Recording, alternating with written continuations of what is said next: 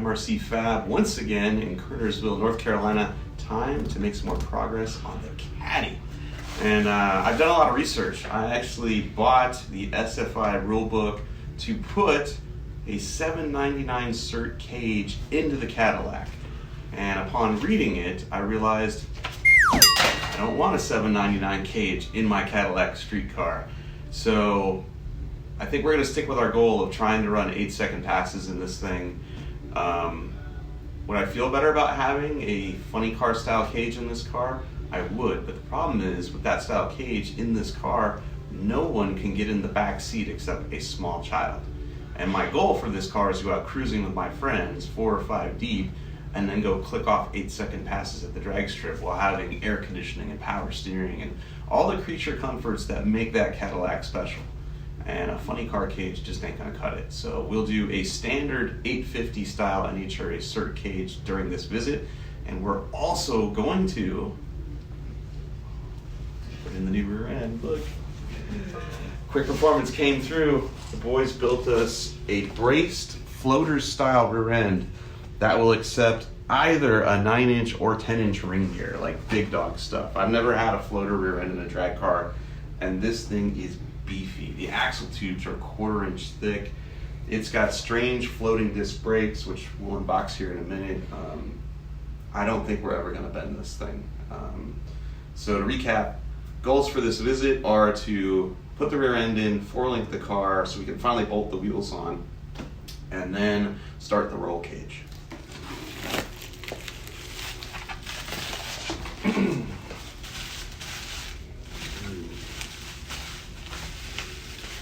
These brakes all came from Strange. The whole rear end came from Quick Performance, and normally it would be assembled, except we've got to weld brackets to it for the 4-link, and we didn't know exactly where those brackets would be, so they shipped us the rear end unassembled. And we don't have the center section or the inside axles for it, but we don't need that. Because it's a floating rear end, we can bolt the flanges and the drive hubs on this thing and put the wheels on it and mock it up under the car, and then do all our welding, and when we're done, powder coat it, put the center section in for the man. This is nice stuff, and I think we have everything we need here to slap this together today. We've got drive hubs, brake rotors, calipers, brake pads, caliper mounts, nylock nuts. We've got shims and bolts for our calipers. There's the bearings. Damn, these are nice. This is heavy duty stuff. Like, remember how we were talking about, we were debating, like, when we redo the chassis, will the car be lighter and stuff? I think the chassis will definitely be lighter, but the rear end will be way heavier, But then it had drum brakes on it, so these brakes could be lighter. They definitely are. These aren't cast iron drum brakes on the back of it anymore. Did it have drum brakes? I didn't even look. It did? Yeah. You never know, an old Cadillac might have discs. It had four-wheel drum. It had 4-wheel drums? Yeah, okay, so we're gonna lose some weight, at the corners of the car. I don't know. I have no idea what it's gonna weigh when we're done. Curious about it though. We're gonna overbuild everything though, just in case this car still weighs 5,000 pounds when we're done. That's why we're doing the Quick Performance back braced floating rear end with the thick axle tubes, 40 spline axles inside and outside on this rear end.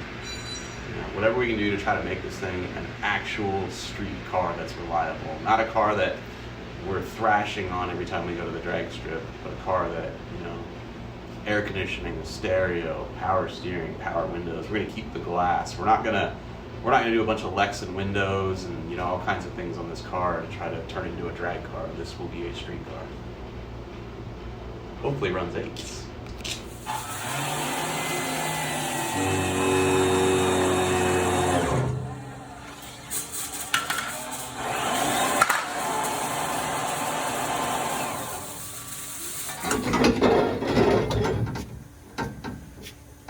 Little tight. Push it up, push it up.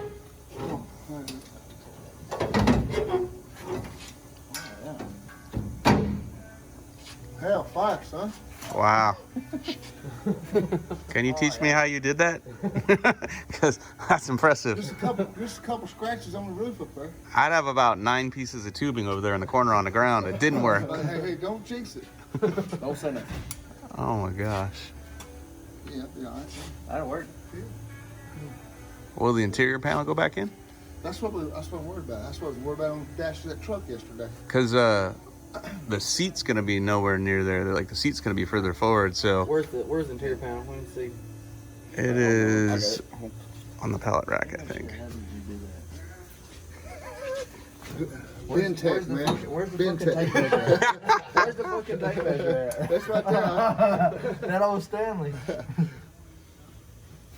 Yeah, because if it goes further forward, I don't think the door will shut. We might have to actually. Yeah, I'm gonna say I'd probably split that door. I'd split it right here. Maybe put a little tilt back in it, just a little bit, just so it's. Yeah, right at the door open. Yeah. That's why I'd split it. Because it looks to me like the seam in the windows has got just a little bit of tilt right here. Right. You know?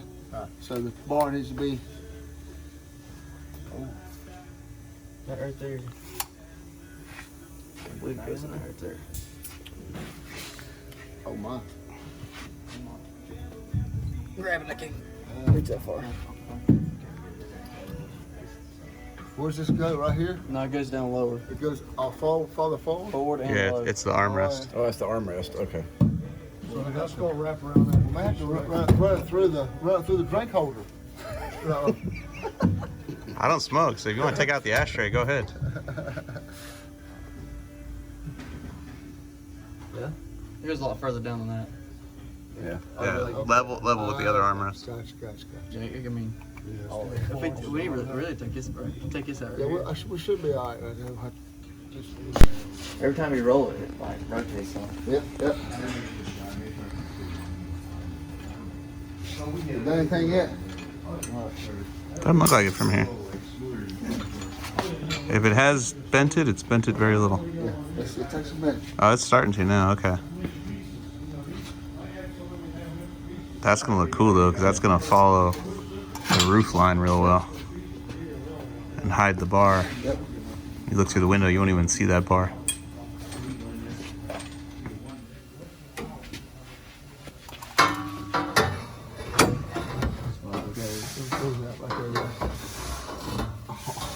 Oh man, That's gonna fall right in there, Mike.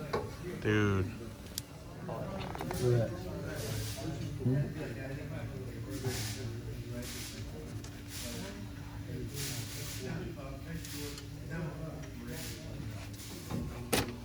There you go.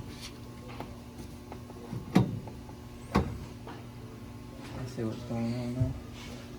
Yeah, man. Oh, it's great. It's way up there. So when you look in from the other side, you won't be able to see it. That's cool.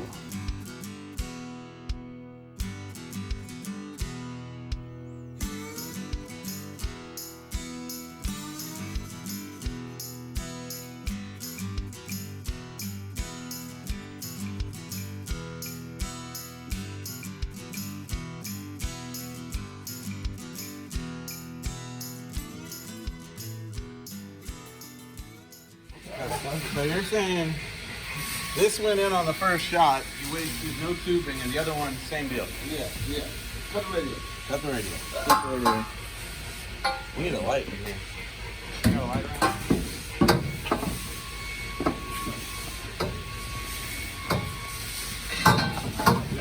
We gotta cut the bottom then. Yeah.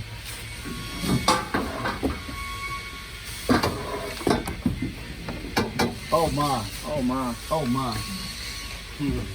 This is the best fitting roll cage I've ever seen. Like, legit.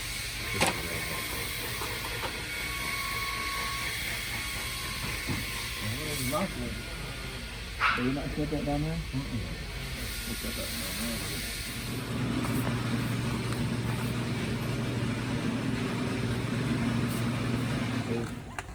Oh yeah.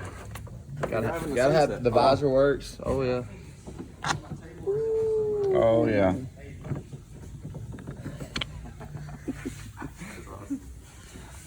That's incredible. That is absolutely incredible. You guys pulled that off. I can't shut the door right now because the door bar is gonna go right there, and we're gonna section the armrest right there and let it shut right in there. But I want you guys to appreciate how well this all fits. There's the A-pillar bar that goes right down between the AC vent and the armrest.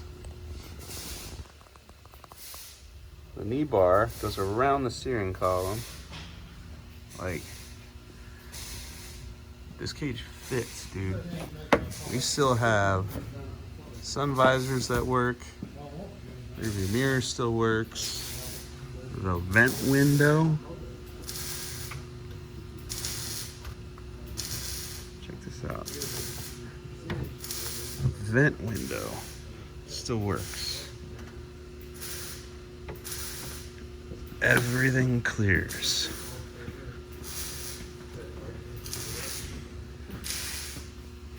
And there's a ton of room in here. Look how tight to the headliner it got. Like, he's good, man. It's one of the best fitting cages I've ever had. Mostly because I didn't bend the bars myself. MRC Fab in the house.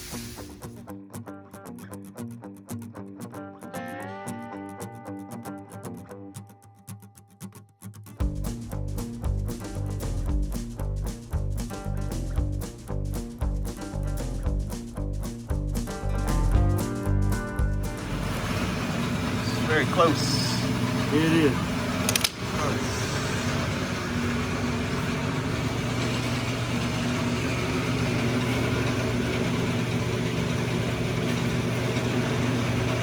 That's it right there.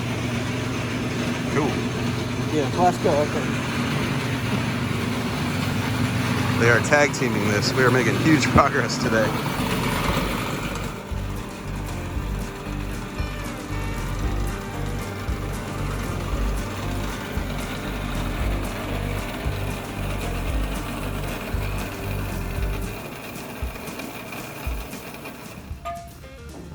Oh yeah, pretty close right there. Very good. Oh yeah. Oh yeah. That's a good fit right there. Well good. Now, if it's just parallel with the other one that he's cutting up right now and level, will be cool. That's pretty close. We can make that work. Oh yeah. Yes, sir. That fits pretty darn good right there.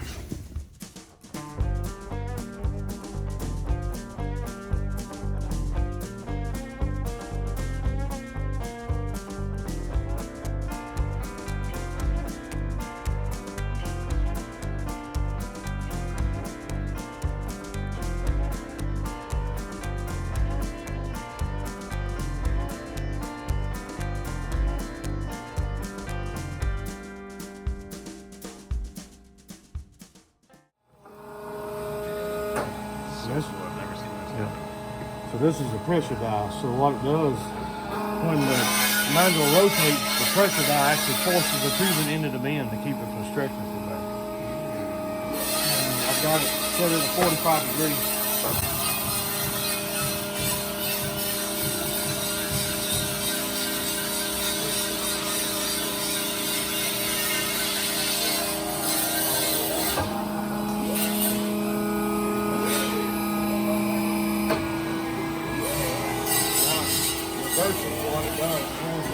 It shouldn't even wrinkle through the tube, and it kind of threads and wrinkles out as it does.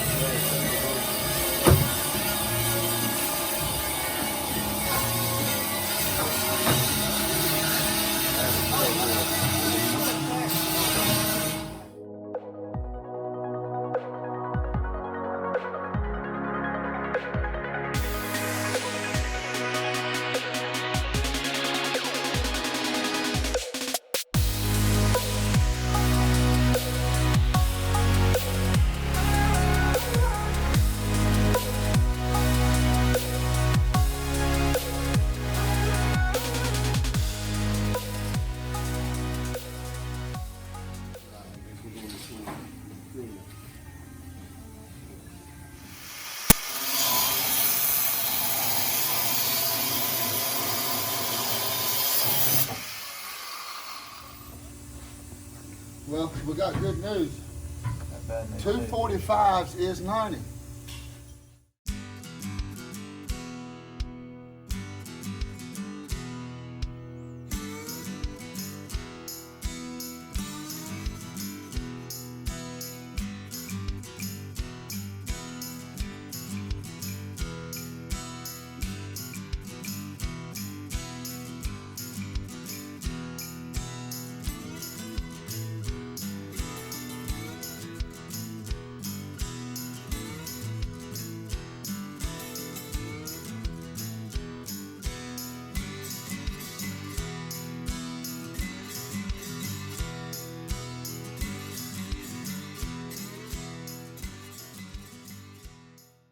Alright, you're gonna have a weld off.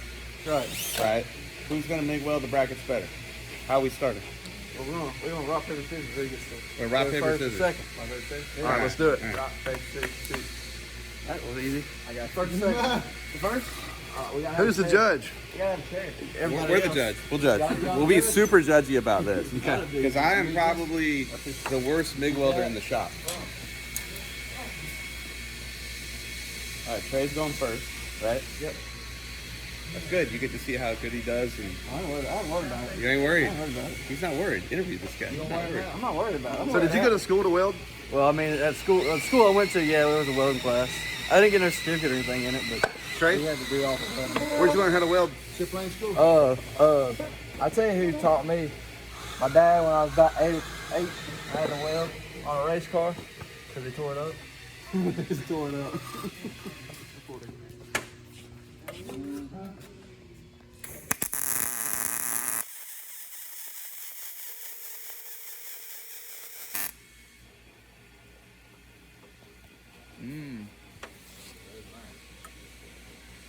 Okay, to the next one.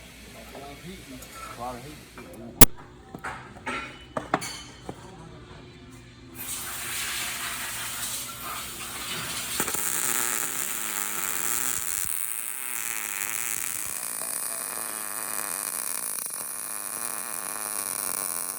That's nice.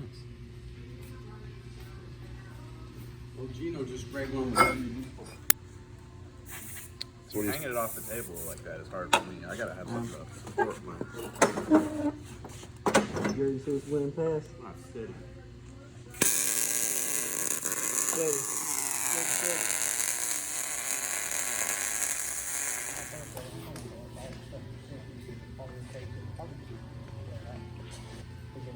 Finn, which one are you choosing? I don't want to be. I don't want to know yet. I want to be influenced. I don't want to know whose piece is whose. We're gonna wait till they're both wiped with WD-40. So, you know, so I'm not influenced by colors. Y'all shouldn't have been in here. That's true. Well, no, I don't know whose that is. I mean, it's yours, but whatever. If I'd have welded it, mine would have looked like. All right, so 2 identical pieces, same thickness, same welder, same settings. It's a Miller-Matic 255. These are welded at 18.5 volts, 280 inches per minute. Oh, they look different. Wow. All right, so this one's flatter to me. The dabs are closer together. This one's spaced apart. So I know who welded them just by looking at them now. Which means I'm hanging out here too much. I already know who did. I know who did what. This is definitely Trey's right here, because they're closer together. Yeah. Neither one of these are gonna fall apart, which is good. Did they draw money? I didn't even know. They're pretty close to square, man. Yeah. Both guys wrapped all the way around. Wow, man. I don't know if I could pick. I really don't know. That's pretty cool. That's pretty cool. I don't care. We didn't bet any money on it. I think They're I gonna, think- they're gonna I have think- to arm wrestle for it. this is, yeah, you're gonna have to have a take off because these are both good, dude. There you go. Yeah, I mean, not that we have time for that, To but be continued. yeah, we're gonna have to have a take off because neither one of these suck. This isn't like I welded one and Newbern welded one. There's clearly a difference there. These are really good.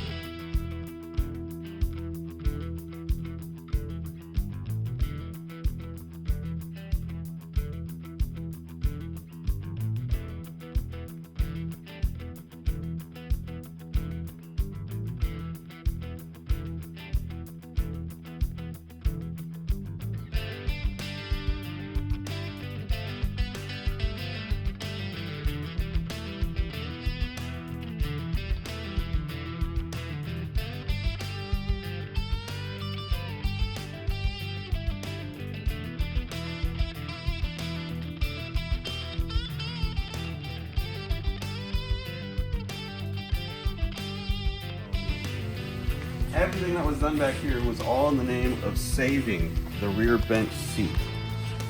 Hence why we have a triangulated 4-link instead of a standard parallel 4-link. All these mounts are temporary. In fact, the upper bars are temporary. This stuff will get changed.